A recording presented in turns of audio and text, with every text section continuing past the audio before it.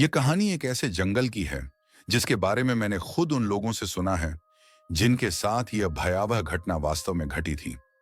माधोपुर से लेकर श्योपुर तक फैला यह जंगल कई मीलों तक फैला हुआ है, घना अंधकार से भरा, जहां सूरज की किरणें तक नीचे नहीं पहुंच पाती। लोग कहते हैं कि इस जंगल में सिर्फ जानवर ही नहीं, बल्कि भटकती आत्माएं, पिशाच और अदृश्य साए भी रहते हैं। और अगर कोई इंसान गलती से वहां रात में चला जाए तो वह कभी लौट कर नहीं आता। रक्षाबंधन के दिन मैं श्योपुर अपनी दीदी के घर गया था।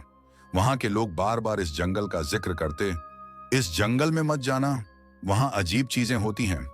मुझे तो वैसे भी भूत प्रेतों पर यकीन है, पर उस दिन जो मैंने सुना उसने मेरा खून जमा दिया। 15 अगस्त की बात है। कॉलेज का कार्यक्रम खत्म हुआ ही था कि हमारे पड़ोसी आचार्य जी ने हमें अपने घर चाय पर बुलाया। बातों बातों में उन्होंने कहा, कुछ दिन पहले मेरे बेटे राजीव के साथ जो हुआ वह आज तक भूल नहीं पाए हैं। उनकी आवाज कांप रही थी। घर में सन्नाटा छा गया। आचार्य जी बोले, उस दिन मेरी तबीयत खराब थी तो मैंने राजीव को जंगल से बकरियों के लिए चारा लाने भेजा। वो लड़का आलसी तो था, पर मजबूरी में जाना पड़ा। राजीव जंगल की ओर निकल पड़ा। बरसात के दिन थे। धरती हरी चादर ओढ़े खड़ी थी। पत्थरों पर से पानी ऐसे बह रहा था जैसे कोई झरना फूट पड़ा हो। जंगल में वो धीरे धीरे अंदर बढ़ता गया, इतना अंदर कि पेड़ इतने घने हो गए कि ऊपर का आसमान गायब था। बस एक नम अंधेरा, गंधक सी गंध और कहीं दूर से आती कौए की आवाज। थकान से चूर होकर राजीव एक बड़े पत्थर पर लेट गया। थोड़ी देर बाद उसे नींद आ गई और वहीं उसने एक भयानक सपना देखा। उसने देखा कोई परछाई उसके सामने खड़ी है, लाल आंखों से उसे घूर रही है। जैसे ही उसने उसका चेहरा देखा वो चीख मारकर जाग गया। चारों तरफ सन्नाटा था, सिर्फ हवा की सिसकियां और पत्तों की सरसराहट। अब सूरज ढल रहा था। वो जल्दी जल्दी पत्ते काटने लगा, पर उसका दिल धक धक कर रहा था। तभी अचानक जंगल के अंदर से दो लोगों की धीमी धीमी बातें सुनाई दी। राजीव ने सोचा, शायद कोई और लकड़हारा होगा। वह पत्ते बांधकर उस दिशा में चल पड़ा, पर यह उसकी सबसे बड़ी भूल थी। वो रास्ता भूल चुका था। आवाज अब और साफ आ रही थी। उसने देखा दो आदमी पास खड़े बातें कर रहे हैं, पर उनकी पीठ उसकी तरफ थी। राजीव ने पुकारा, भैया, घर जाने का रास्ता बता दीजिए। जैसे ही उन्होंने मुड़कर देखा, वो दोनों हवा में गायब हो गए। राजीव के पसीने छूट गए, उसके पैरों से जमीन खिसक गई। वह भागने ही वाला था कि पीछे से किसी ने धीरे से उसका नाम पुकारा, राह जी। वह राजीव ने पीछे मुड़कर देखा, वही सपने वाला आदमी।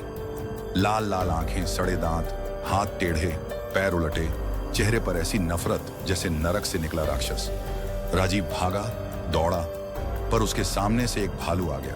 भालू ने झपट्टा मारा, वो गिर पड़ा, और जब उसने ऊपर देखा तो वो भालू एक आदमी में बदल चुका था। उसके गाल धंसते हुए, आवाज भरी हुई, जैसे किसी कब्र से निकली हो। राजीव बेहोश होकर गिर पड़ा। रात के 10 बज चुके थे। राजीव घर नहीं लौटा। परिवार बेचैन था। उसके भाई ने कहा, चलो ढूंढते हैं। लोग लाठी, टॉर्च और भाले लेकर जंगल में निकले, पर वहां सिर्फ अंधेरा था और किसी अदृश्य चीज की आंखें उन्हें देख रही थीं। पूरी रात खोजने के बाद भी राजीव का कोई पता नहीं चला।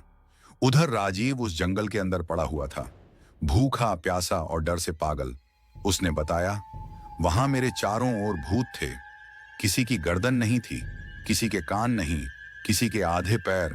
कोई बिना आंखों के मुझे देख रहा था। वे चिल्ला रहे थे, हंस रहे थे। सारा जंगल उनकी आवाज से कांप रहा था। राजीव ने कहा, मुझे लगा अब मैं खत्म हो जाऊंगा। तभी अचानक घोड़े के टापों की आवाज आई। धरती हिलने लगी।